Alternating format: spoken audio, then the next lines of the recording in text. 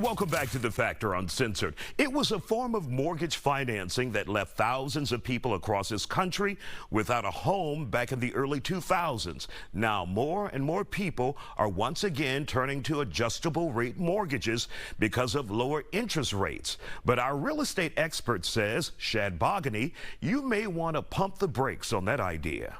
Shad, saw an interesting article that indicates that many people are now opting for or moving to adjustable rate mortgages and instead of the 30-year fix. Now, for those, first of all, who are not familiar with the ARM, adjustable rate mortgage, and the 30-year fix, what are the differences there?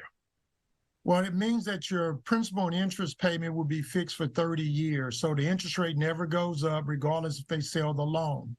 The adjustable rate mortgage on FHA is a 1% per year. It could go up or down with a 6 points cap over the life of the loan. On conventional products, it's usually 2 and 5, 2% each year, 5. So the rate could vary each year depending on what the market. So basically what you're doing is you're gambling on economics of the market, the bond market, the treasury bill, and hoping that it goes down. Now, whoever wrote that report, Isaiah, I think they're totally wrong.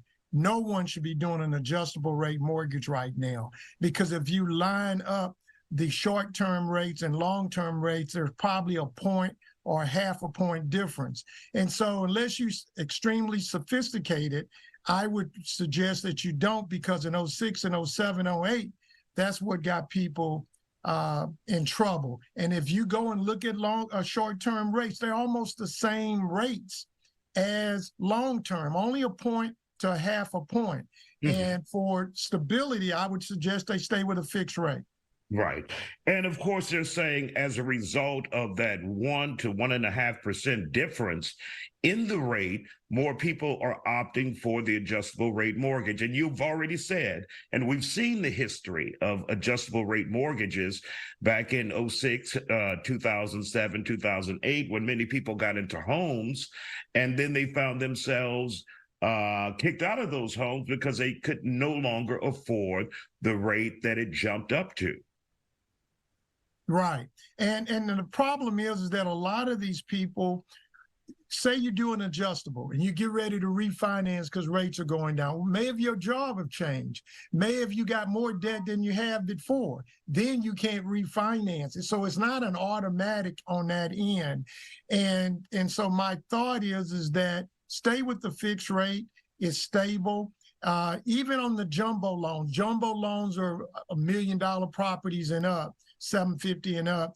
A lot of those people are doing adjustable rates because we've seen some difference there where the rates difference may be a little bit larger, but those people have loot. They have plenty of money. So if something changes, they can make a decision on making those changes and being able. But the everyday consumer, I'm going to tell you not to do it. Right now, rates have been going up, but I will say there is some light at the end of the tunnel. We've seen bond rates go down below 5%. And so that means in the long term, we may see a halt on these rate adjustments right now. So my thought is that if you're buying a house, stay with a fixed rate. Don't buy into the adjustables at all because they're not good buys right now.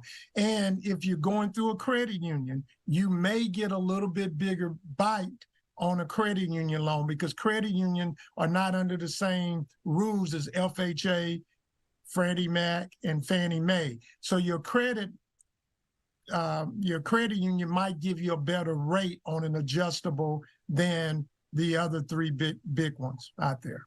And of course, if you're a first-time home buyer and it seems like, okay, I'm going to have the very affordable monthly payment, because that's all people are looking at, the monthly payment. Even when you go out and buy a car, they're like, well, what will my monthly payment be?